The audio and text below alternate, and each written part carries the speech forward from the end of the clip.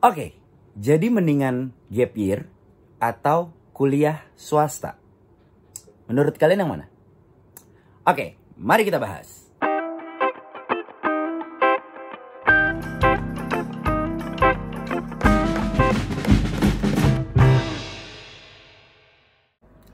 Quick stop.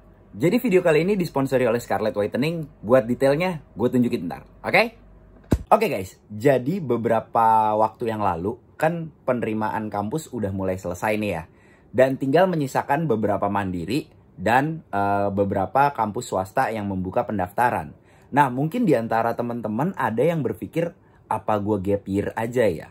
Nah, gue mau ngasih alasan dan pertimbangan dan menurut opini gue tentang apa sih keuntungannya lu ngambil gap year dan apa sih keuntungannya lu ngambil kampus swasta. Oke, jadi gini, gap year itu apa? Buat yang nggak tahu, gap year itu adalah keputusan buat ngambil Jadi setelah lu lulus SMA, lu mengambil 1 tahun kosong untuk mengambil di tahun depannya lagi untuk mendapatkan kampus pilihannya. Biasanya cara paling gampang kayak gitu. Tapi gap year juga bisa diartikan lain. Pokoknya gap year itu ada tahun kosong yang di luar timeline yang seharusnya, tapi lu mengerjakan hal lain kayak gitu.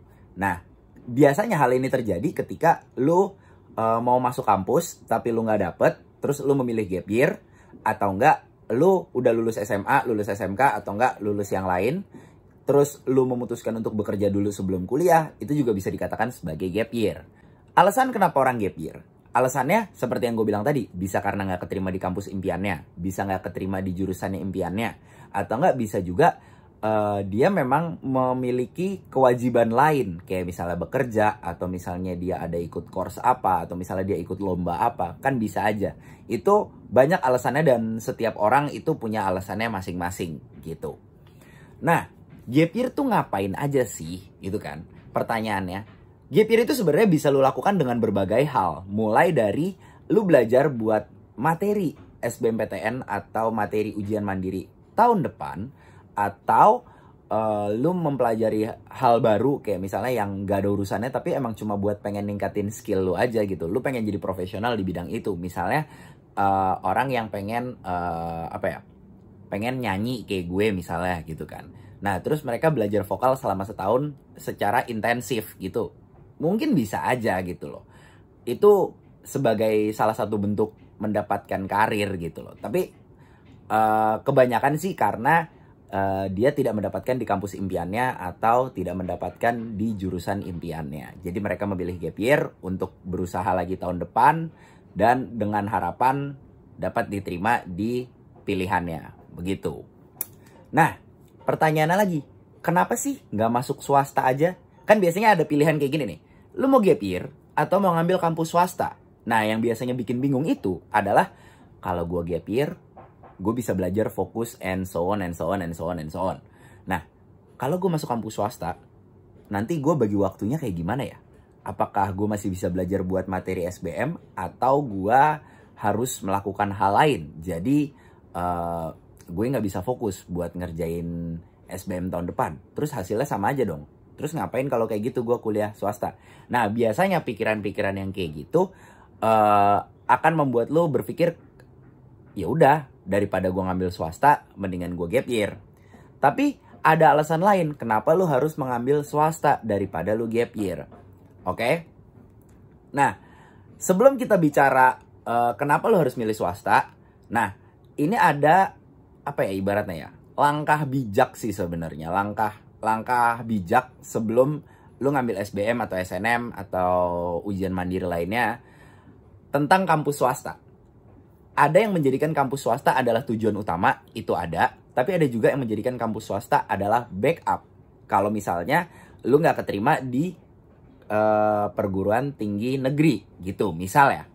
Nah, yang mau gue bahas ini adalah menjadikan swasta backup. Apakah salah? Tentu tidak, karena itu pilihannya. Dan gue juga melakukan hal itu dulu waktu pas gue mau masuk kampus. Nah, kenapa gue menyarankan lu mendapatkan backup kampus swasta dulu sebelum lu mendaftarkan di SNMPTN, SBMPTN, atau Mandiri?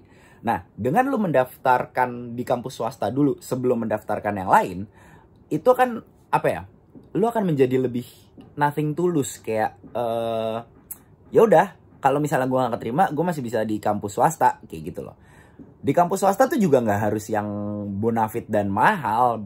Lu kalau misalnya hunting kampus swasta tuh juga banyak kok kampus swasta yang apa ya, uang kuliahnya tuh nggak setinggi yang kampus-kampus kayak Prasmul, Binus, Trisakti. Itu kan cukup pricey ya. UPH gitu kan cukup pricey gitu loh. Tapi ada juga banyak kampus swasta yang biayanya nggak segitu. Bahkan kadang-kadang kalau misalnya lu tahu nih jokesnya tuh, ada kampus negeri yang lebih mahal daripada swasta. Ya itu benar gitu loh. Itu bukan hanya sekedar jokes. Makanya karena benar dijadikan jokes sama teman-teman negeri rasa swasta yang model-model kayak gitu. Kenapa gue lebih menyarankan lu mencari backup dulu di kampus swasta sebelum lu mendaftarkan di negeri. Karena tadi melatih mental lu. Seperti yang udah gue bilang sebelumnya, SBMPTN itu nggak cuma masalah materi, tapi masalah mental. Nah ini adalah salah satu untuk membuat mental lu lebih stable, lebih stabil gitu loh. Jadi kayak lu nggak usah mikirin yang lain, tapi lu bisa langsung kayak, oke, gue mau ngambil PTN ini, kalau misal gue nggak dapet, gue bisa kuliah swasta. Kayak gitu.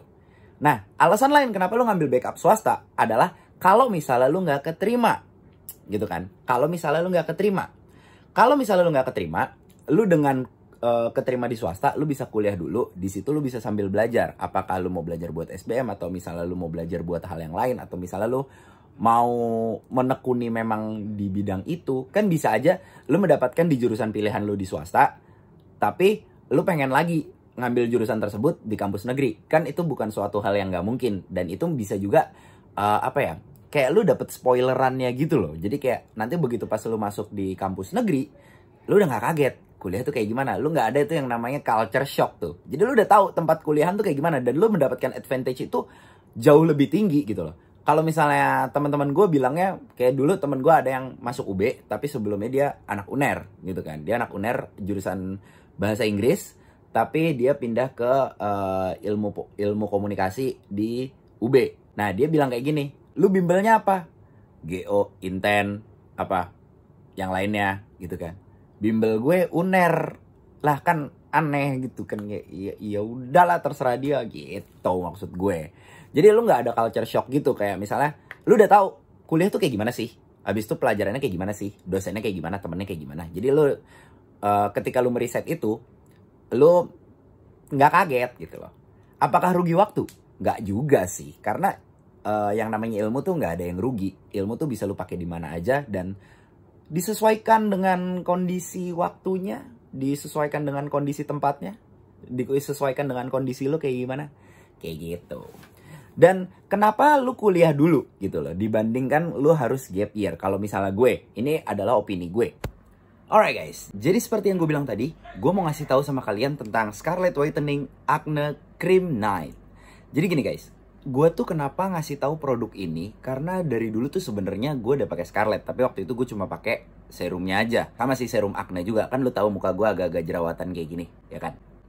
Sekarang gue mau ngasih tahu kalau misalnya Scarlett itu ternyata punya cream night-nya, dan juga dia juga punya facial wash-nya, sama dia juga punya cream day-nya buat yang siang hari gitu. Tapi kali ini gue mau nunjukin acne cream night buat kalian yang males banget buat skincarean. Gue juga baru tahu kalau ternyata sebenarnya Scarlett itu punya acne cream night yang bisa lu pakai tiap malam habis pakai sabun, dan lu habis setelah lu pokoknya cuci muka lu bersih, lu bisa pakai ini sebelum tidur. Cara pakai gampang banget, tinggal lu udah cuci muka nih, misalnya udah cuci muka, tinggal lu olesin aja nih. Tuh. Nih kayak misalnya gini nih. Dan pastikan tangan lu bersih ya, makanya kenapa gue ngambilnya selalu dari tutupnya. Pastikan muka lu bersih, ya kan? Terus tinggal ini aja, tinggal digosok-gosok gitu. Aduh, ini baunya enak banget asli dah. Nggak ada krim malam kayaknya yang baunya seenak ini, nggak tahu deh. Ini enak banget sumpah. Tapi lu pakainya setelah pakai serum, dan gue kebetulan juga pakai serumnya Scarlett gitu guys. Jadi di Scarlett Acne Cream Night ini udah mengandung CM Acna2, Natural Squalane, Hexapeptide 8, Triceramide, Poroway, dan natural vitamin C. Dan kalau dengan pemakaian yang rajin dan terus-terusan, wah, dijamin glowing deh. Semuanya ini aman karena semuanya udah terdaftar di BPOM, dan pastikan kalian beli yang asli. Oke, jadi tadi gue udah nunjukin skincare yang gue pakai di malam hari sebelum gue tidur. Jadi buat kalian yang males banget skincarean tiap malam, pakai ini aja. Itu udah wah udah enak banget deh pokoknya. Tinggal pakai Scarlett Brightening Facial Wash, terus sama pakai Scarlett Acne Cream Night. Oke guys, mungkin itu aja. Balik lagi ke videonya. Seperti yang gue bilang tadi, selain lu dapat spoilerannya, lu juga mungkin bisa menemukan kenyamanan yang lain. Kayak misalnya, lu mungkin dapat di kampus swasta, tapi di situ lu bisa menemukan hal di luar perkuliahan yang bisa menunjang karir lu, bisa menunjang kehidupan lu, atau enggak lu kayak menemukan sesuatu yang kayak, untung gue nggak ngambil PTN, untung gue nggak gap year, yang kayak gitu-gitu. Itu tuh kadang-kadang baru ketemu tuh setelah lu masuk di kampus gitu loh. Jadi nggak ada yang rugi juga gitu loh dari lu ngambil kampus swasta dulu gitu. Sekali lagi disesuaikan juga dengan kemampuan kalian. Dan kalau misalnya gini, lu nggak keterima lagi nih tahun depan, pahit-pahitnya gitu ya, lu tinggal ngelanjutin kuliah lu aja gitu loh. Nggak perlu mikirin lagi kayak, oke, gue tahun depan mau tes lagi. Kalau misalnya gue nggak dapet, ya lu tinggal ngelanjutin kuliah. Nah kalau lu gap year, lu nggak dapet lagi, lu mau ngapain? Apakah mau gap year lagi atau mau kayak gimana?